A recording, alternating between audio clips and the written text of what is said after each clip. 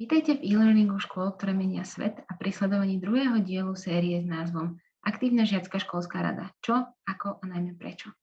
Moje meno je Jana Feher-Pataky-Kuzmová a v Inštitúte pre aktívne občianstvo pôsobím ako lektorka zážitkového vzdelávania pre deti a dospelých. Spoločne budeme uvažovať a hovoriť o tom, ako viesť vašu žiackú školskú radu tak, aby jednak naplňala poslanie demokratickej žiackej školskej samosprávy a tiež aby motivovala vašich žiakov k aktívnemu zapájaniu sa do jej činnosti. Takisto vám predstavíme niektoré z nástrojov, ktoré môžete využiť pri vedení a facilitácii činnosti vašej žiackej školskej rady. Postupne si tak predstavujeme 3 základné zložky toho, ako zaktivizovať alebo reštartovať žiackú školskú radu na základných a stredných školách a aktuálne naväzujeme na video o hľadaní odpovedí na otázku prečo, ktoré nájdete v prvom dieli našej minisérie tiež na e-learningu škôl, ktoré menia svet. Či ste teda koordinátorka žiackej školskej rady alebo zástupca, respektíve zástupkyňa vedenia školy, či s vašou žiackou školskou radou začínate alebo ju potrebujete možno trošku znovu nakopnúť, verím, že spoločne nájdeme odpovede a inšpirácie na to, ako sa vám to bude dariť. Väčšina vecí pre vás v dnešnom videu možno nebude nová, ale verím, že bude užitočné si ich spolu pripomenúť a držať ich v pamäti. Začneme krátkym pripomenutím si modelu Simona Sineka, tzv. Golden Circle alebo Zlatého kruhu. V predchádzajúcom dieli sme sa rozprávali o tom, že pokiaľ chceme našu žiackú školskú radu viesť naozaj efektívne a zmysluplne, v jadre toho, čo robíme, sa musí nachádzať spoločná odpoveď na otázku prečo. Prečo robíme to, čo robíme v našej žiackej školskej rade? Prečo naša žiacka školská rada funguje? Prečo má zmysel, aby sme sa aktívne angažovali v jej činnosti a prichádzali s vlastnými nápadmi a námetmi.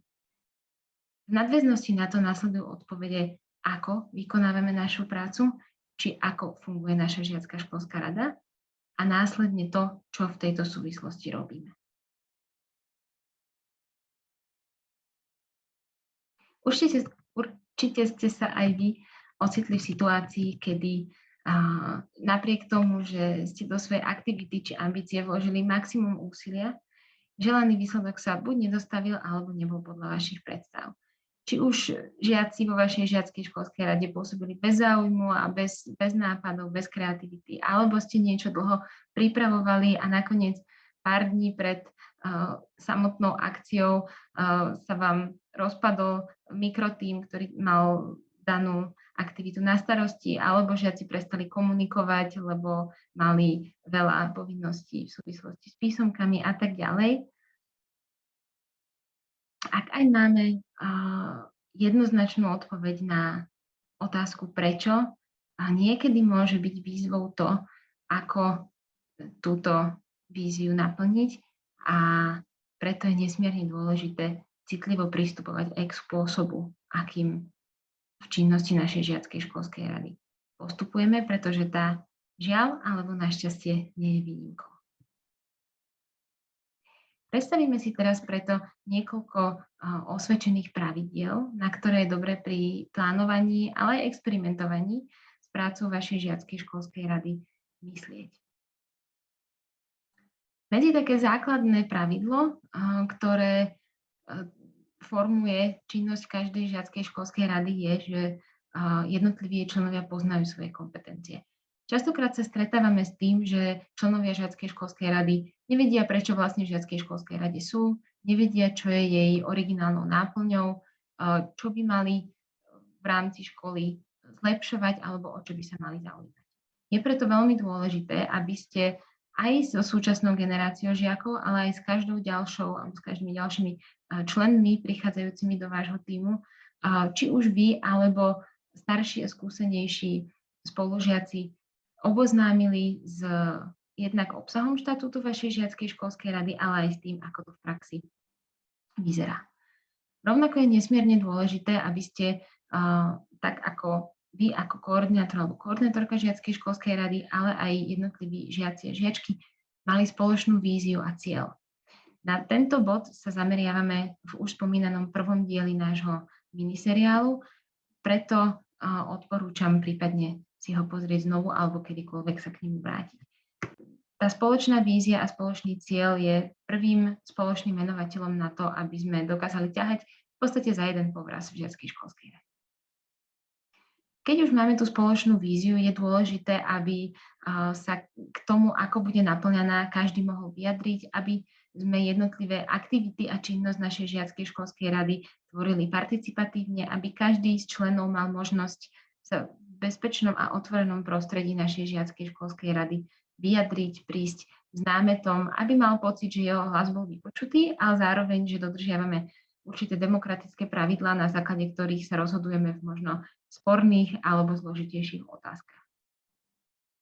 Na to, aby atmosféra na našich stretnutiach bola príjemná, určite sa zhodneme na tom, že je dôležité, aby sme sa medzi sebou počúvali, aby sme sa rozprávali, aby sme veľa zdieľali a aby možno aj keď to prispieje k zdĺhavosti niektorých rozhodnutí a posunutiu termínov, ktoré máme v rámci harmonogramu našej práce naplánované, aby sme porozumeli tomu, prečo niektorí žiaci majú pocit, že by sme mali alebo nemali robiť jedno alebo druhé. Okrem toho, že takto dosiahneme väčšiu motiváciu žiakov, väčšiu angažovanosť a aktivitu a takisto väčšiu kvalitu výstupov, lebo ako sa hovorí, čím viac hlav, viac rozumu.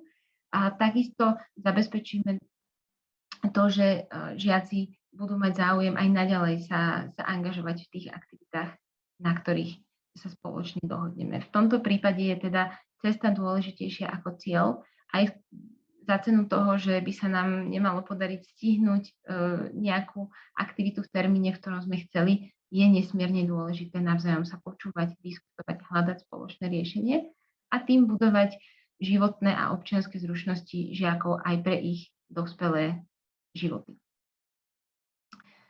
A vy ako koordinátor alebo koordinátorka žiackej školskej rady alebo ako zástupňa vedenia školy by ste mali primárne žiackú školskú radu nejakým spôsobom manažovať, mentorovať, facilitovať diskusie, určite nebyť tým hlavným výkonným článkom, ale práve naopak čo najviac aktivít a čo najviac činností delegovať na vašich žiakov. Zároveň týmto podporíte tímovú atmosféru vo vašej žiackej školskej rade a ukážete žiakom, že majú čo povedať do jednotlivých tém, že naozaj má zmysel sa zapájať, že nie sú iba vykonávačmi nejakých pokynov, ale že majú slobodu a s tým súvisiacu zodpovednosť za tú svoju úlohu, ktorá im bola zverená. Rovnako takýmto spôsobom vy ako pedagóg máte možnosť dohliadať na iné aspekty činnosti žiackej školskej rady, lepšie spoznávať svojich žiakov, ich potreby, to, kam by sa individuálne mohli ďalej posúvať v rámci činnosti žiackej školskej rady, na čo prirodzene nezostáva čas, pokiaľ ste tou výkonnou alebo primárne výkonnou zložkou vo vašom týme. Súčasná situácia ohľadne pandémie COVID-19 nám ukázala, že je potrebné sa prispôsobiť aktuálnej situácii a byť pripravený na to, aby sme vedeli ako tím, ako žiacka rada fungovať aj online, aj offline. Je samozrejme, že tie prezenčné stretnutia sú príjemnejšie, ľudskejšie, možno, že pre žiakov je motivujúcejšie, pokiaľ tých dištančných vyučovacích hodín je veľa a už sa nám nechce pripájať na ďalší videohovor. Napriek tomu by som vás veľmi rada podporila v tom, že žiacka školská rada dokáže fungovať aj prezenčne, aj dištančne a že sa toho netreba báť a že práve naopak sa možno bude užitočné pripraviť na obidva tieto modely, aby nás prípadná situácia za dverami našej školy neprekvapila a aby nám neprekazila plány, ktoré máme s našimi aktivitami. Na konci tohto videa sa dozviete, aké online a nástroje môžete pre činnosť vašej žiackej školskej rady využiť, respektíve ako si ich vyhľadať na e-learningu škôl, ktoré menia svet. V tejto súvislosti je veľmi dôležitá priebežná a kontinuálna komunikácia medzi členmi žiackej školskej rady. Určite ste zažili situácie, kedy tá komunikácia bola lepšia, horšia, preto odporúčam zvoliť taký nástroj, ktorý bude jednoduchý na ovládanie, na pravidelné kontrolovanie správ a na prispievanie alebo obyčajné reakcie na správy, tak aby ste si boli istí, že keď potrebujete nejakého žiaka alebo žiačku zastihnúť, tak to dokážete čo najjednoduchšie. Čo sa týka ďalšej spolupráce a fungovania ako tímu, samozrejme vy ako pedagógovia sa ich určite snažíte viesť cestou spolupráce, hľadania kompromisov. Súvisí to aj s tým počúvaním, diskusiou a zdieľaním. Čiže toto je niečo, čo sa dokážeme ako žiaci veľmi pekne naučiť a pochopiť práve na platforme Žiackej školskej rady. Žiacka školská rada nemusí byť iba o práci a ťažkých myšlienkach a veľkých cieľoch. Môže byť aj o tom, že sa spolu hráme a bavíme a cítime sa pohodlne a sme radi, že sa stretávame. Za takýmto účelom veľmi pekne slúžia napríklad team buildingy pre členov Žiackej školskej rady. Či už niekoľkohodinové počas školského dňa alebo celodňové. Vôbec nemusí ísť o nejaké drahé výlety do lukratívnych destinácií. Pokojne to môže byť deň plný hier, deň strávený vonku v prírode, kedy žiaci majú možnosť sa medzi sebou spoznať aj ľudsky, nadviazať nové priateľstvá, trošku sa oťukať a nebyť len ľuďmi, ktorí sa stretávajú na týždennej napríklad báze a rozprávajú sa o tých dôležitých v podstate pracovných veciach a potom si idú zase každý svojou cestou. Každý zo žiakov a členov Žiackej školskej rady môže na možno, že nový systém fungovania vašej Žiackej školskej rady reagovať rôzne. Niektorí môžu uvítať to, že sa môžu viac rozprávať a že sú stretnutia vašej Žiackej školskej rady hravé a interaktívne. Niektorí žiaci môžu byť nesmelší a uzavretejší a môžu potrebovať trošku viac času samozrejme na to, aby sa s novou dynamikou alebo staronovou dynamikou vašej žiackej rady zohrali. Je však veľmi dôležité, aby ste oceňovali každú snahu a aj aby žiaci možno ocenili vašu snahu v tom, aby stretnutia vašej žiackej školskej rady boli možno, že v niečom novšie, interaktívnejšie a aby viac ohľadňovali to, čo aj samotní žiaci formulujú, že od nich očakávajú. Nezabudnite na to, že kreativite sa medze nekladú a že to, čo funguje pre jednu žiackú školskú radu, nemusí vyhovovať druhej. Príkladom môže byť aj ten systém stretávania sa. Zo skúseností vieme, že niektoré žiacké školské rady sa stretávajú cez prestávky, veľmi často, veľmi pravidelne. Iným žiackým radám vyhovuje nastaviť si termín stretávania po škole a naopak. Určite je však veľmi užitočné, pokiaľ máte tú možnosť stanoviť si jeden pravidelný termín, s ktorým vopred budete môcť aj vy, aj žiaci počítať a v ktorom sa budete pravidelne stretávať. Jednak tým pádom eliminujete situáciu, kedy akurát niektorí žiaci nemôžu, lebo s tým budú mať vopred počítať. Zároveň sa vám bude lepšie ako manažérovi alebo manažérke plánovať činnosť žiackej školskej rady od stretnutia po stretnutie, keď viete, kedy ho máte najbližšie naplánované. Do tohto termínu zároveň žiaci možno budú cítiť, že majú nejaký deadline na to, aby pripravili tie úlohy, ktoré mali na starosti, aby ich mohli následne spolužiakom odprezentovať a aby ste mohli na ne nadviazať ďalšími krokmi. Buďte takisto k sebe a k svojim žiakom úprimní a otvorení v tom, že možno, že to, čo teraz vyskúšate, nebude úplne fungovať a budete musieť vynaložiť viac úsilia a času na to, aby ste našli najoptimálnejšiu cestu. Bude však veľmi pekné a dôležité, aby ste ju hľadali spoločne a aby aj žiaci boli trpezliví a otvorení a participovali na tom, ktorá cesta bude pre vašu žiackú školskú radu najvhodnejšia.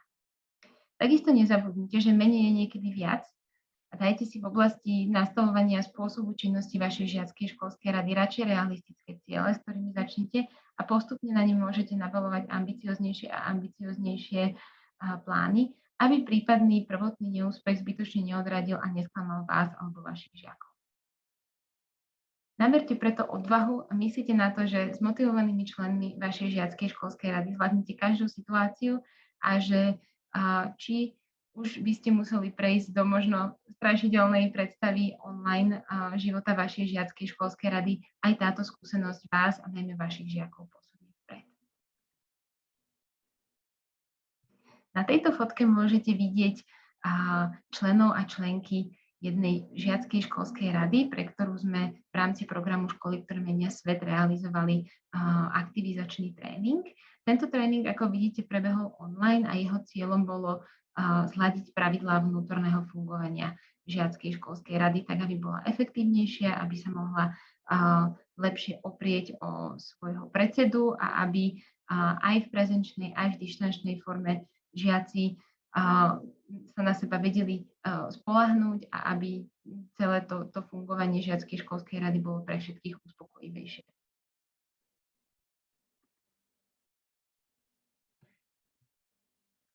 Ako som už spomínala, v tomto kurze pod videom nájdete rôzne pracovné listy, ktoré môžu byť užitočnými pomocníkmi pri plánovaní toho, aby vaša žiacka školská rada fungovala podľa vašich potrieb.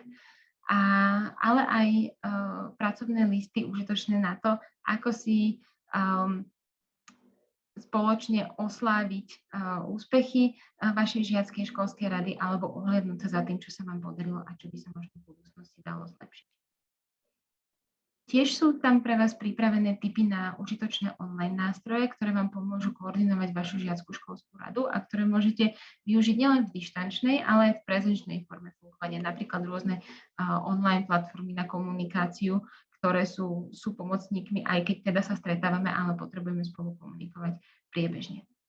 V prípade, že ste absolvovali tréning škôl, ktoré menia svet pre vašu žiackú školskú radu, všetky tieto nástroje a manuály alebo dokumenty vám pomôžu aj ako doplnkové nástroje k tým, ktoré ste zažili na tréningu. Môžete sa k ním kedykoľvek vrátiť a využiť ich opätovne, keď budete mať pocit, že vašej žiackej školskej rade dochádza dých, alebo že na základe novonadobudnutých skúseností je potrebné váš systém práce nejakým spôsobom aktualizovať. Neváhajte si ich však určite prispôsobiť podľa vášho uváženia a podľa individuálnych a jedinečných potrieb vašich žiakov.